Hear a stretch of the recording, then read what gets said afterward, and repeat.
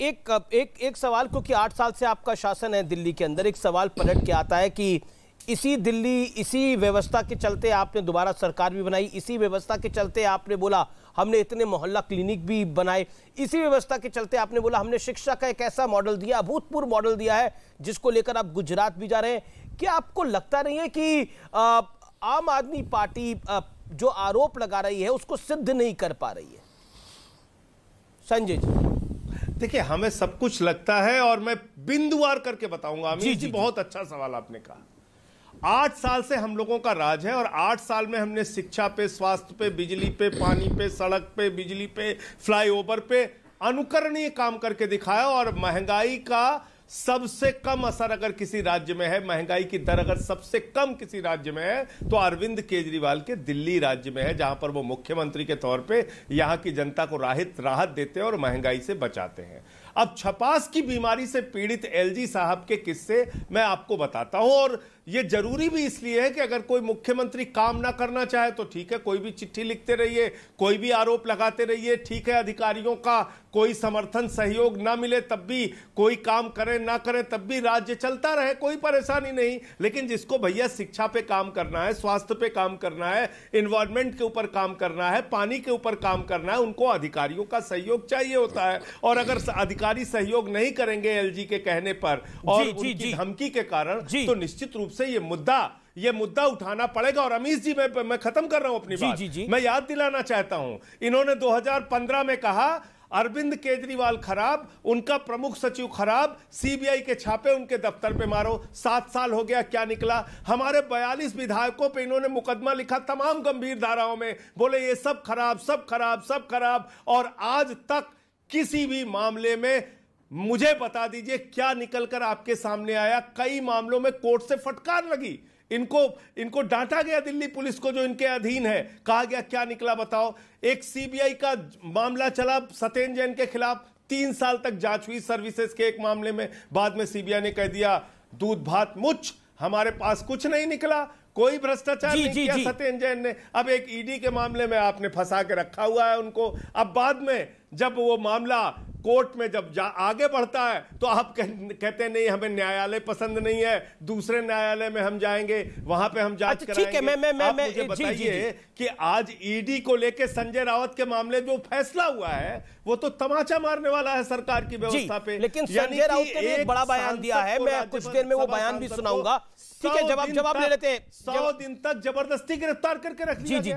सुधांशु त्रिवेदी, आप बताइए, कहते हैं कि आप जबरदस्ती वाला काम कर लेते हैं, आप जबरदस्ती वाला काम कर लेते हैं और अफसरों को उनके साथ नहीं सटने दे रहे, काम नहीं करने दे रहे हैं। और संजय राउत का भी एग्जांपल दिया क्विकली। नहीं, मैं खत्म कर दूं अमित जी। जी, एक अंतिम बात जी संजय जी। एक एलजी महोदय ने सुंगलू कमेटी बना के 400 फाइलों की हमारी जांच कराई, बोले बहुत बड़ा भ्रष्टाचार हो गया, बाद में कह दिया कुछ नहीं निकला।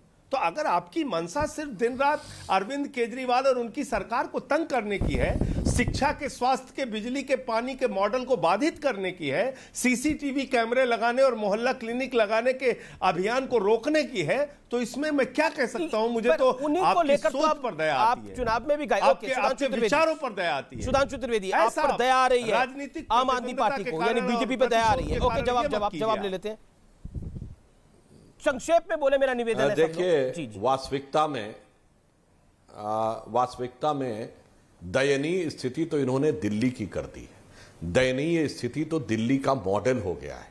जब इन्होंने बात कही तो मुझे याद आता है कि याद करिए, अभी सत्येंद्र जैन जी की जो इन्होंने बात कही, ये वो पार्टी है ना, आम आदमी पार्टी, जो कहती हम नई राजनीति लेके आएंगे। और नई राजनीति ये लेके आए जो पार्टी कहती थी आरोप लगते ही इस्तीफा देना चाहिए, वो मुकदमा चलने के बाद, जेल में रहने के बाद भी व्यक्ति मंत्री है। अरे ममता बनर्जी ने तो कम से कम अपने मंत्री को जब उनके यहां कुछ बरामद हो गया तो हटा दिया, मगर ये तो वो भी नहीं हटा रहे हैं। तो मुझे क्या याद आया, याद करिए जब बिहार में लालू यादव जी जेल गए थे, मैं अपनी बात पूरी कर लूं जी संजय। अब देखिए जो एक नई बात निकल के आई है कि जेल से धमकी, फिरौती, जाने क्या क्या चल रहा है। मुझे याद आ रहा है जब जेल में लालू प्रसाद यादव जी जेल गए थे तो वो एक शब्द बोले थे उन्होंने कहा था अब आप कैसे, अभी तक तो राज कर रहे थे तो कहते हम जलवे से राज करेंगे, तो उनका मतलब क्या जेल से, कहने मतलब जलवे से राज करेंगे, मगर वो एक्सेंट में ऐसा था कि जेल से राज करेंगे। उस समय तो इस बात का मजाक उड़ाया गया था, बताइए जलवे से राज कर रहे हैं इनडायरेक्टली पत्नी को बैठा के, यहां तो डायरेक्ट जलवे से राज हो रहा है। और इससे ज्यादा मुझे आश्चर्य तब हो रहा है जब राजद के शासनकाल में बिहार में और सपा के शासनकाल में उत्तर प्रदेश में यह बातें सुनने में आती थी कि जेल से कोई फिरौती दे रहा है, जेल से कोई धमकी दे रहा है, जेल के अंदर बैठ के कोई सुविधा दिलाने की बात कर रहा है। आज इस प्रकार की बातें आने लगी कि धमकी, फिरौती, सुविधाएं, ये दिल्ली का मॉडल ये कहां पहुंचा दिया। वो यही मॉडल लेके तो दिल्ली वो कह रहे हैं कि हमारा मॉडल तो गुजरात में भी हिट होगा। ठीक है, वो कह रहे हैं हमारा मॉडल गुजरात में भी हिट हो जाएगा। यही तो मैं कह रहा हूं, दिल्ली को दयनीय स्थिति में पहुंचा दिया जी। ओके संजय सिंह, संक्षेप में परिस्थिति पे आ रही है आम आदमी पार्टी जी। सुधांशु जी, संजय जी संक्षेप में, आपने दिल्ली को दयनीय स्थिति में पहुंचा दिया है।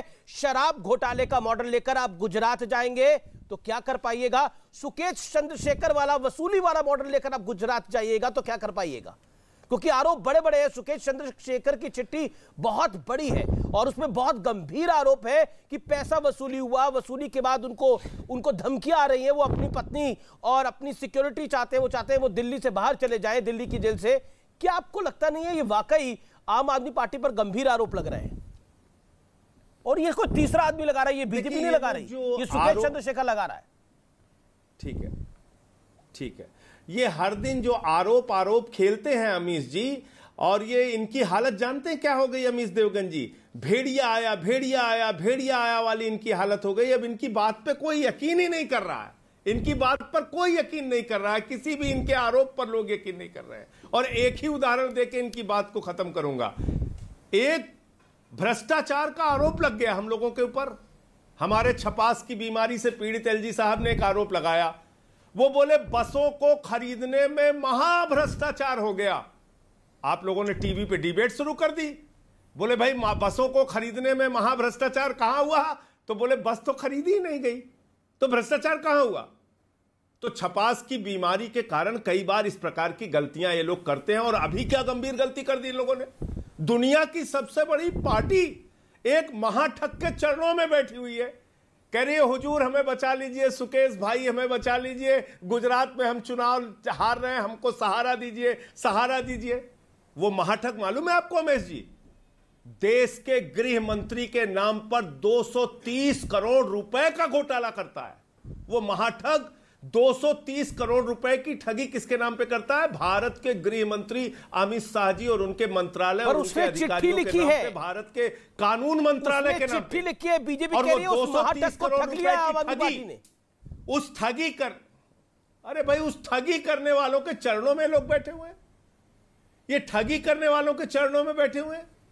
आप कह रहे हैं अगर दाऊद इब्राहिम कोई आरोप लगाए, ओसामा बिन कोई आरोप इनकी हालत ये हो गई है कि ओसामा बिन लादेन अगर कोई आरोप लगाए, कोई आरोप अबू सलेम लगाए, कोई आरोप नटवर लाल लगाए ऊपर से आसमान से, तो उसको लेके मुद्दा बना देंगे, चिट्ठी जारी कर देंगे। इनकी तो हालत ये हो गई, मुझे तो दया आ रही है इन लोगों के ऊपर। दुनिया की सबसे बड़ी पार्टी एक महाठग के चरणों में। तिहाड़ जेल पे बड़ी कार्रवाई भी हुई है, वहां के जेलर को भी शिफ्ट किया गया है। 230 करोड़ रुपए गृह मंत्री जी के नाम पे जो लिया गया। सुधांशु त्रिवेदी, किसको कोई भी नटवर लाल आरोप लगाएगा, इन्होंने तो बड़े बड़े नाम लिए, उसका जवाब सुधांशु त्रिवेदी, किसको किसको मिला? ठीक है।